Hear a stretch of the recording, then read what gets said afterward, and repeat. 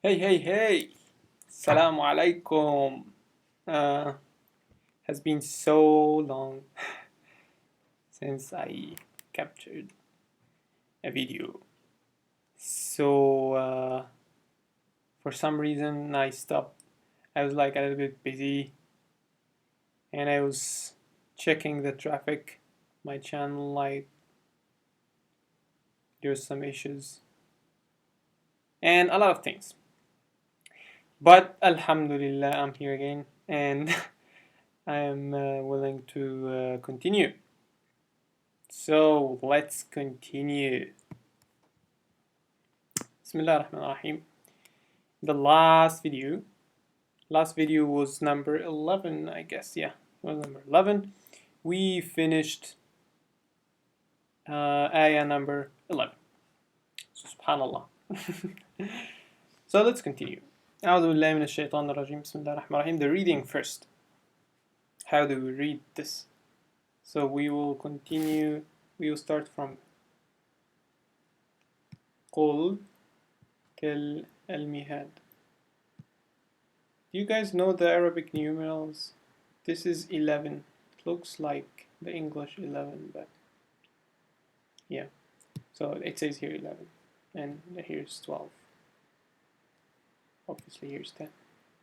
Anyway, أول أشطر بسم الله الرحمن الرحيم. قل للذين كفروا ستغلبون وتحشرون إلى جهنم وبئس المهاد. صدق الله العظيم. In the beginning, we say Bismillah ar-Rahman ar-Rahim, as you know, and you know the meaning. If you don't know, you can check my earlier videos. قل. قل means say. As we know, قال, the verb قال, means to say. And the imperative form of this verb is قل. We cancel the middle alif, so to be قل. للذين. للذين, we know الذين, right? الذين, it's they for group of men. الذين. قل للذين. اللام, there is two lambs in the beginning, right? لل. So قل للذين. The first lamb means to, so say to. It's natural, right? Say to. So say to they, group of people, group of men, and it also can be for women. But when there is a group of men and women mixed, we use the pronouns for men. Allah is usually saying pronoun, yeah? If it's a group of men or women mixed. Okay? So قل للذين, a lamb in the beginning, two. So for example, if I say أعطي الكتاب لمحمد, it means give, أعطي, give this book, الكتاب, or the book, give the book to لمحمد, to Muhammad, لمحمد. So this le, for it means to. So قل للذين كفروا, those who, or they who disbelieve. كفروا. قل للذين كفروا, say to those who disbelieve. We know al-kuffar, we know kuffar means the disbelievers. So الذين كفروا means they who disbelieve. As you know, kafara means hide, actually, and also it's used in the Quran and in other verse as al-kuffar. The word al-kuffar is used in other in another verse, like in the Quran, for the meaning of farmers, because they, yeah, يعجب الكفار نباته.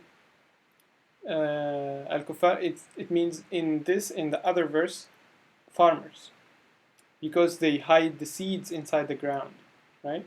So the disbelievers, they hide the truth inside themselves. So that's why Allah is using the verb kafa to you know, to veil or to hide, right, or to block.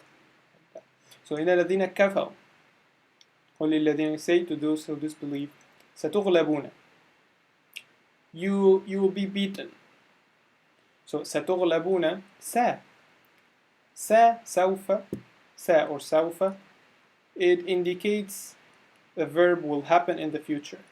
For example, I will meet you. سأقابلك. قابل means to meet. سأقابل means I will meet.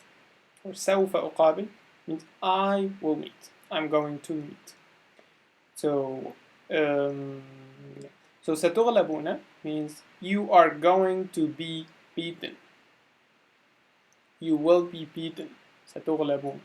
And غلب means to be beaten. It is in the passive form. So ستغلبون غلب. In the beginning, like the infinitive of this verb is غلب. This is the dictionary form. غلب means beat. So غلب means be beaten. سيغلب means he will going to be beaten. ستغلبون, this ta here, this is very critical. ستغلبون means you are going to be beaten. You. So say to them, you are going to be beaten.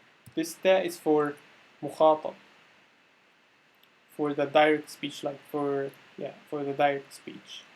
So ستغلبون, and this, so now we know what's sa, what's ta, what's غلب, and what's this waw and nun. This waw and nun indicates the verb for more than one, for the plural. So here it's ستغلب means you are going to be beaten and you are one, like I'm talking to one person. But when I'm talking to a group of people, I should say ستغلبون. And these group of people are men, or they are men with women. If they are women only, ستغلبن. I will cancel this way, right? Moving on. Where? We know what's where. وتحشرون. Now, here's حشرة. حشرة. حشرة means to stuff. To stuff things inside something. Like to stuff a lot of stuff, to stuff a lot of things inside something narrow. Like to conjunct, to make it like, how is that? ستحشرون. حشرة means to stuff a lot of things in a narrow place, right? Yeah. Okay. So, to, and this ta is again for the direct speech. وتحشرون, you are going to. So وتحشرون, and this sa is used here, and by the meaning it's also here. So for example, if I say to someone like, I will meet you and give you my book. So I don't have to say I will meet you and I will give you my book, or I will meet you and I'm going to give you my book. I say like, I will give you, I will meet you and give you. So here is also ستغلبون وتحشرون. It's not necessary to say وستحشرون. So ستغلبون وتحشرون. To تاء هذه for the direct speech. حشرة, as we said, and this waw nun, as we said. إلى.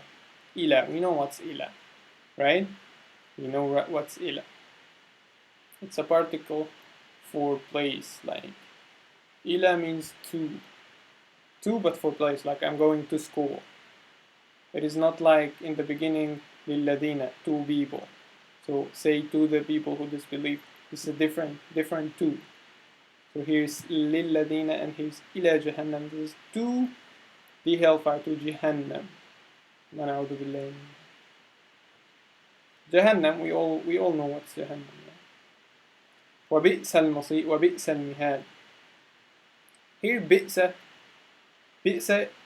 it means and how poor and how suffering they will face, and how bad is it.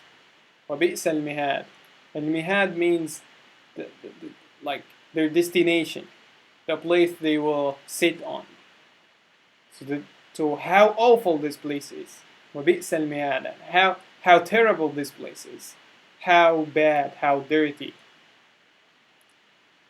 So may Allah grant us Jannah, inshallah, and save us from the hellfire. And reaching this point, we are already done for today's class. I hope you guys find this useful. If you have any comments, you can contact me directly, or you can leave a comment. It's always good to say good or to have like. It keeps me motivated.